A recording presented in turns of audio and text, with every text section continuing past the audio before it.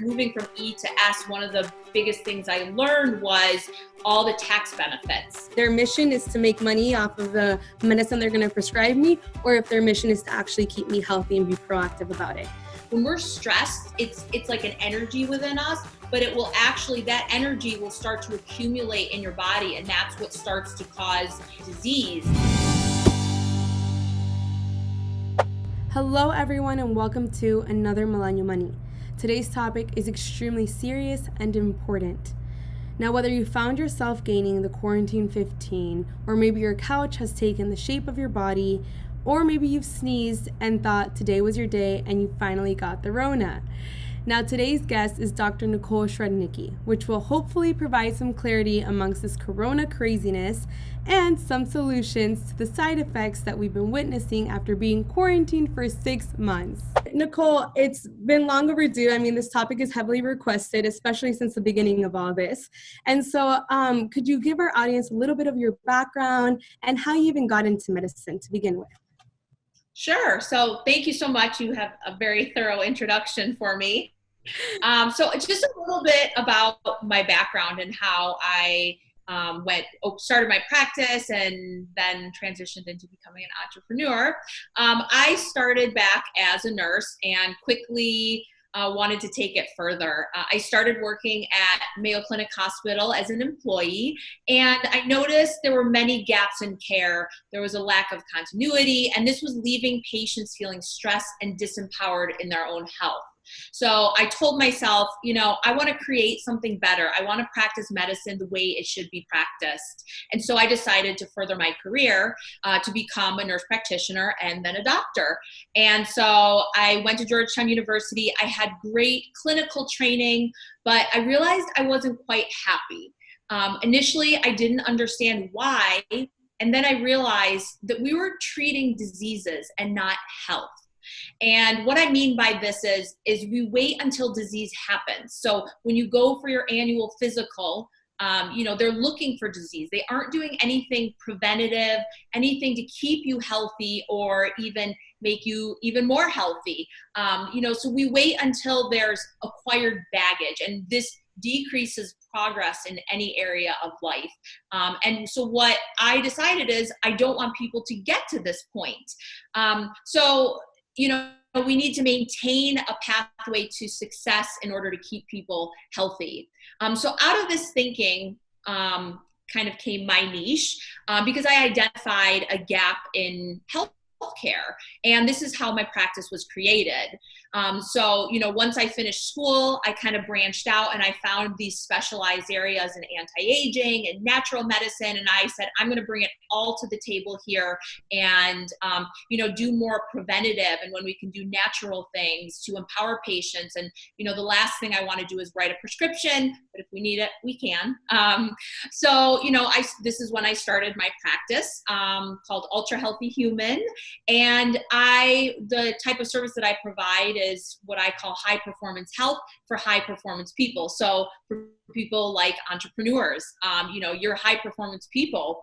And so, take for example, a client that comes in, they want to be progressive and, something's holding them back. If it's stress or low energy or brain fog or even an emotional conflict, this will slow them down in two different ways.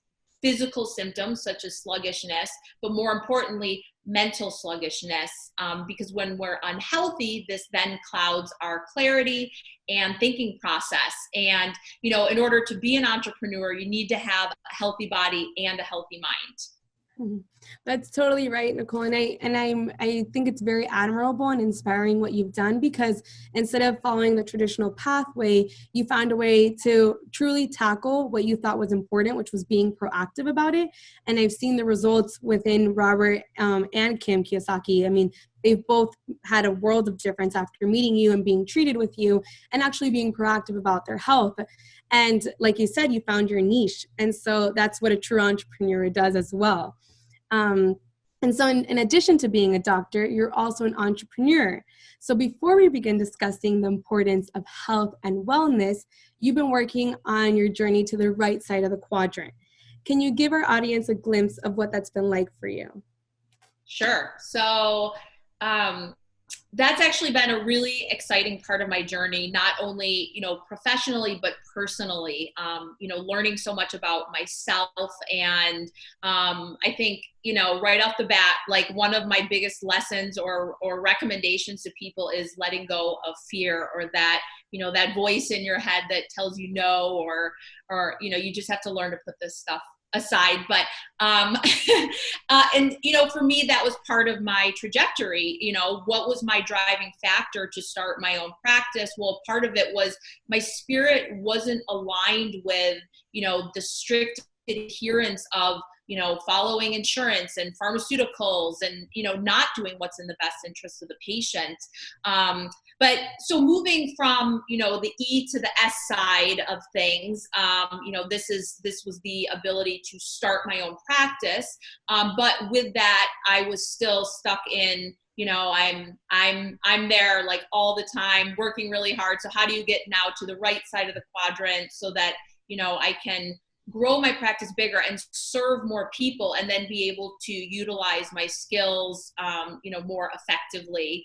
And, but of note, one of the things, as I've gone through each of these quadrants, moving from E to S, one of the biggest things I learned was all the tax benefits, so rather than just giving like half of my salary away to the government or Uncle Sam, I'm able to reinvest it into my practice and actually, grow that. And then, moving then to the right side of the quadrant, the B and the I side, I was able to, what I learned in this process is, I can start to acquire assets that will continue to help bring money into the business, and kind of it's this cycle that will help pay for things. So it's not always just money coming out of my pocket. For example, I bought the building that my practice is in, and my practice pays for it. And so not only is my practice paying for this real estate, but I'm also acquiring an asset. And then I'm kind of simultaneously going into the I quadrant by, investing in, certain stocks or precious metals, physical gold and silver. And so I'm slowly making my way through these quadrants, but it's been, I've been applying all of, Robert and Kim's principles along the way. And it's like so exciting. So I feel like not only, is my business growing, I'm able to help more people, but I'm also personally, I'm growing too, and learning new things about myself, continuing to push myself. And so it's just a really, really exciting journey. That's incredible, Nicole. And yes, Robert and Kim have both expressed their excitement about how you're on your journey to entrepreneurship. And I think it's incredible too, because a lot of our viewers ask frequently, how do I move from one side to the quadrant to the other, from an E to an S, or from an S to a B or an I? And I mean, you're living proof of being able to do it. And like you said, you're acquiring these assets, but with the purpose of serving more of humanity, which is something we always teach here at Rich Dad, and why I think Rich Dad as a brand has scaled globally, because that was our intention all along, to serve more people. And so I love that you're sharing that part of your journey for our viewers, and hopefully it'll help them, because it is possible to move from one side of the quadrant to the next. And Nicole, I mean, you mentioned earlier you were developing your brand for Ultra Healthy Human. I love that name. And so many entrepreneurs don't understand the importance of building a brand, or what it takes to be successful at building a brand. What have you learned so far throughout this journey? Because I know you can bump into a lot of hiccups, or maybe just learn a lot of life lessons. So that's a great question. It definitely takes, staying true to your mission, learning to interact with other people to create that vision that you have, to actually bring it into play.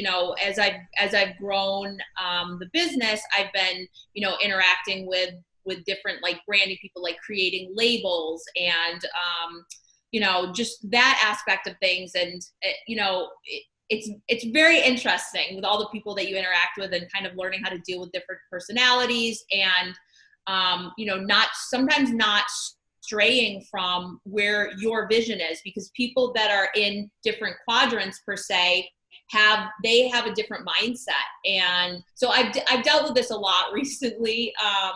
as I've been creating a supplement and detox line of products, and, you know, dealing with the lab and dealing with the people making my labels, and, you know, just trying to communicate with them and you know, do things in a timely fashion, but also just having patience with the whole process and kind of, you know, learning along the way. So it's, I feel like I could talk about this all day, but I'll keep it at that. No, I love that. And I think it's crucial because there are a lot of entrepreneurs that will say, and some that even lose sight of this, but I think, I believe the mission is the most important thing, because your clients at the end of the day will notice when the mission is at the front of your project. And and like you've mentioned before, if I go to a doctor, I know if their mission is to make money off of the medicine they're going to prescribe me, or if their mission is to actually keep me healthy and be proactive about it. So I love that. And I think it's the most important part of developing a brand. Yep. And I will say one other thing, you know, when you are, I think it's so important to have a strong team of mentors around you. And they have also helped, I think, to help guide me a little bit, you know, people that have actually done it. You know, I want to take advice from them, not the people who haven't done it and just tell you what to do, or, but, you know, people like, you know, Robert and some of the other Rich Dad advisors, you know, these people have done it. And so sometimes, you know, you can apply, you know, even, you know, Robert's area of expertise is in, you know, real estate, and, you know, I'm able to apply his principles to healthcare.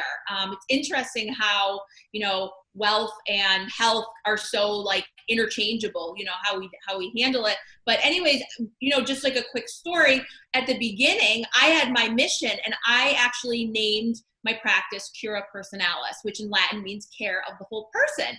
And I was like fixated on this, and I had my brand now, and I invested money into, you know, having Cura Personalis, you know, make its name. And several people were like, Nicole, nobody knows what that means. How many people speak Latin? You need to make it easy. And so in that regard, like I was learning. And so that was part of my growth. And then look what came of it. You know, when I finally let go and was like, okay, I should probably listen to these people who know what they're talking about. That's when I came up with an even better name that everybody understands. And Cura Personalis sits in my mission. So That's beautiful. That's beautiful. And it is a true essence of an entrepreneur spirit, of being able to let go and just like learn throughout the way. So I love that, Nicole. Thank you so much for sharing that.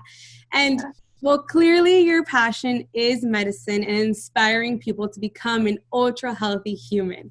And one thing we teach at Rich Dad is that health and wealth are related. So let's talk about the importance of wellness. I mean, right now, people across the world are finding themselves in very stressful situations due to the impacts of the pandemic. Millions of people are out of work, and many people have become teachers, homeschooling their children, and the economic outlook is sort of grim. So what are some of the effects that stress can have on somebody's body? So, stress it can be a killer. I mean, stress is horrible. And, not only for entrepreneurs, but everybody, especially right now, everybody's dealing with stress at some level. And, even, I'd venture to say, even when people are sleeping, so it is totally affecting us. So how do we combat it? And recognizing it is probably like step number one. A lot of people will start developing like mild, like they might have some clouded thinking, which can lead to making wrong decisions. And as an entrepreneur, we know that can be a major issue amongst, other entities. But if you start feeling anxious or depressed, or you're finding yourself emotionally eating, all of these things, it's ultimately going to start to develop into disease. When we're stressed, it's like an energy within us, but it will actually, that energy will start to accumulate in your body. And that's what starts to cause, imbalances, and then ultimately leads to disease. And, based upon this, what science has told us is that stress will lead to inflammation in our body. And inflammation is the foundation of like every disease. So as part of, what I do in my practice is I attack inflammation. And part of this is, teaching stress management techniques, but also, internally, what are we doing to keep that inflammation down? What I say, and there's the analogy of, do you want to control the sail or the ocean? We're the sail. We can control ourselves, but we cannot control the ocean or all those external factors around us. So what are we going to do, health-wise, internally? What can we do to keep ourselves healthy? And then mentally, what can we do to keep ourselves healthy and de-stressed? Yeah, thank you, Nicole. And I mean, that hits straight to home, because even during the quarantine, I did realize, like, why am I feeling foggy? Why am I, not feeling motivated to do things anymore? And I started to realize that I was getting anxiety, and it's something I've always struggled with, but it was, more prevalent and just there every single second of the day. And so for anyone like me that's been feeling this emotion lately, how can someone take a step back from all this craziness that's literally surrounding us and de-stress in a time like this? So obviously this is like a multifaceted effort, but, there's really simple things that you can do. And, being like having reflection time, like taking, 30 minutes a day and just, thinking through, what's going through your mind, what is that internal dialogue, and work through those things. And you can also implement things like yoga or meditation. And if you're not used to it, there's great tutorials out there, and even if you want to start with less time, but actually, making a commitment and starting to do these things, regular exercise, it's recommended that cumulatively you want to exercise for at least 150 minutes per week, which would be like 3 to 4 days. That's at a minimum. But, with regular exercise, you want to get your heart rate up. You want to be sweating. These are what's going to help to regulate your system, help regulate your mind, your endorphins, your adrenaline, your adrenal glands, which is what regulates your stress response. So exercising, but remember that when you do exercise, you want to sweat. You want your heart rate up. Don't just count your steps. That's not physical exercise. It's, of course, it's a step in the right direction, but to truly like reap the benefits of exercise, you need to like really be moving. Nutritional balance. We want to make sure we're eating right. This is another thing I could talk about all day, and it can also get very personalized. But doing, different things like intermittent fasting, just watching your caloric intake, balancing what you're eating, limiting your, alcohol, soda, juice, things like this. So much in the diet can, I do a lot of detoxification with my patients where we make a lot of nutritional changes, and it's kind of a committed process, but it's amazing to see the results. I've had a lot of people during this quarantine actually say, okay, let's do this cleanse now, which is 21 days, which is where I do this for 21 days because there's something called neuroplasticity that kicks in, and that's when your brain actually starts to create new habits. So initially it's like this torture, but then it becomes easier. And as we start to feel good, feel more energized, less brain fog, sleeping better, less joint pain, then we start to accept these habits, and it becomes a new lifestyle. And it's also empowering to make a commitment like that and be able to stick with it. And then, you actually get so many benefits from it. So those are kind of some basic things, but if you want to, take it a step further, if you're still feeling that anxiety or depression, you can do emotional cleansing. So you can actually speak with somebody about ways to like let go of this baggage, whatever's going on in your head, or at least train you in how to manage it. No, thank you, Nicole. And it's funny because I have, Robert has done the cleanse and, the detox, and he has stated that it is torture for him. But then when you see the effects and just how much better he is, glowing not only outwardly but innerly also, it's a true testimony, and it's motivating. And so even I, in the past, I wasn't into health or fitness at all. And I started listening to some of your radio shows and interviews, and I actually started implementing some of these tips. I mean, you give easy tips to do for everybody. And I've seen all the difference in the world. And like you said, I think it's been more of as opposed to an addiction to like the habits that I've been implementing, it's like an addiction to the feeling I've been experiencing on a daily basis. So it's been motivating. It's like a vicious cycle of like, now I don't want to let go of spinning or like eating healthier, or, now I work, since we can work from home, I take a couple minutes of my day, since it's hot out in Arizona, maybe half an hour or an hour, and I'll alternate, I'll work on the balcony. And so you realize that these things truly do influence how you live your life and how you feel. So that's been incredible too. That's awesome. Yeah. And so since this is Millennial Money, our audience is primarily millennials. And a new survey found that investing in long-term health and wellness is not a high priority for many millennials. And research from the Blue Cross Blue Shield Association found that millennials are less healthy than members from the prior generation at the same age. And according to a survey in 2015, 54% millennials admit to delaying or avoiding medical treatment due to high costs. What do you have to say to our millennials out there about their health practices? So there's two aspects to this. One is how money and wealth tie into health. And the other, how younger generations like myself believe that, if we're young, we're healthy. And, that's kind of the furthest from the truth. We wait for disease to happen to then focus on our health. And by that time, our health has already suffered. Once you get that diagnosis, doesn't mean the disease just started. It started years ago, which is a perfect example of why when we're young, we need to take care of ourselves now so that we can have that longevity, so we can prevent premature aging. Don't wait until symptoms start.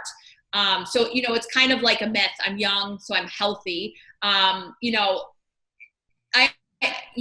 I guess as bringing COVID-19 into it as a parallel, when people lose their jobs or they don't have money coming in, they have to start taking from their savings, and they survived, but now their savings is down.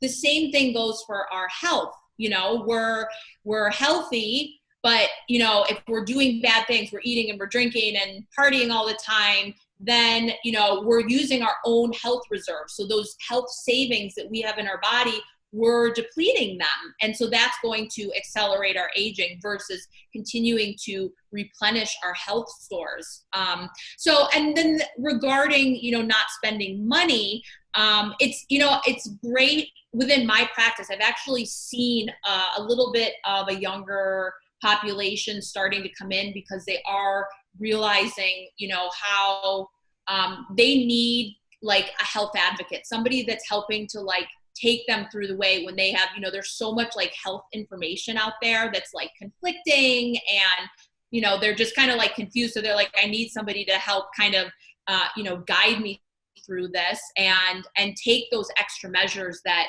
are just, not available in traditional medicine.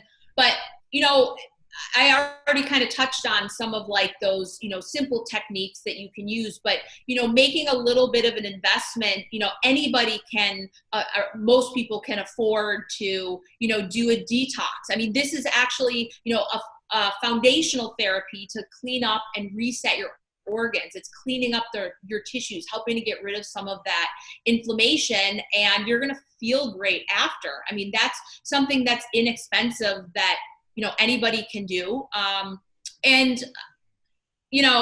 Like in my practice, that's like one of the first things I have everybody do. So even if you can't, Robert and, I have some athletes and celebrities that can actively invest in their health and, do all kinds of things to accelerate rejuvenation and aid in peak performance and anti-aging. But even if you don't have those excess funds, you should budget for it. So just like you budget for your health insurance, your car insurance, your mortgage payment, you should also budget for health, a certain amount. So if you are an entrepreneur or even an employee, just, get in the habit of making health a priority. I love that, Nicole, and it's true. It's Robert always mentions how like you have to invest in something that's going to give you a return, and what better example than your health, right? So like if you invest now and you're proactive about it, like what you stand for and what you mentioned so frequently, being proactive, you're going to be able to see and reap those benefits later on in the future when you really want them, also, because we obviously all want to live a very long and healthy, wealthy life. Yeah. And so here at Rich Dad, we believe that health is wealth and wealth is health. So we know that a top-notch care like yours is expensive. Would you say that increasing your wealth can also increase your health? So absolutely. I mean, if you can make that, if you are aware of it, and even if you feel like you're healthy right now, one of the things we do is some very, very advanced diagnostic testing. So I call this your internal body mapping, where we actually do blood work that looks at inflammatory markers. We're looking at vitamin levels, heavy metal levels, the entire hormone cascade in our body, because we have, sometimes when we're just checking minimal numbers, we have other numbers that will actually compensate and make those look normal when they really aren't. So what we do is, we try to give you kind of a biological age. So we have a chronological age, which is like, I'm 35 and next year I'm going to be 36. Biological age is how old are we internally? Am I 50 internally, or am I like 20 internally? So, as I said before, yes, if you do have, a bigger budget to spend towards your health, there's amazing cutting edge technology that we have, utilizing stem cells. I have a procedure called V-cell procedure, which is, it's like the fountain of youth of stem cells, and we, laser technologies, and, we can go on and on about that, but there's definitely, for people that are interested in that, it's really, really cool technology, and everything that we do is science-based, which makes it, it's awesome. I love that, Nicole, and hopefully soon I can get that test done to kind of see how old I am, I guess, health-wise.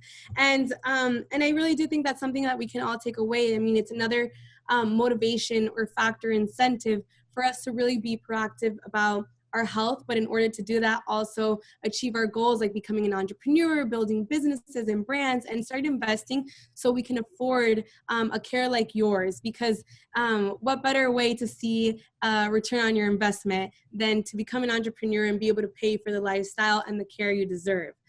So thank you so much, Nicole. I know our audience will really appreciate it, especially, during this craziness, because you really do tackle it in a way where it's simple, digestible, and not so frightening like the other outlets that we see on here. Thank you, Nicole. And I hope we can have another interview with you soon as well. Definitely. Yes. Thank you so much for having me. And hopefully everything, that we talked about was helpful. And, if anybody wants to reach out, I can be, reached via Instagram or, through my website, or just call the office. But thank you so much, Alex, for having me. And it's been a pleasure. Thank you, Nicole. And we'll be linking all of Nicole's resources, her social media, website, office, everything in the description below, so you guys can contact her and start investing in your health. All right, millennials, I hope you enjoyed this interview. And to find out more about the top-notch care you deserve, click the links in the description below. And remember, health is wealth and wealth is health. If you enjoyed this video, remember to subscribe to our channel and hit the notification bell to keep up with everything going on here at Rich Dad. And with so much negativity going on in the world, let's spread some positivity and share with us in the comments below something positive you got out of this pandemic. All right, everyone, take care, stay safe, stay healthy, and see you very, very soon. Bye.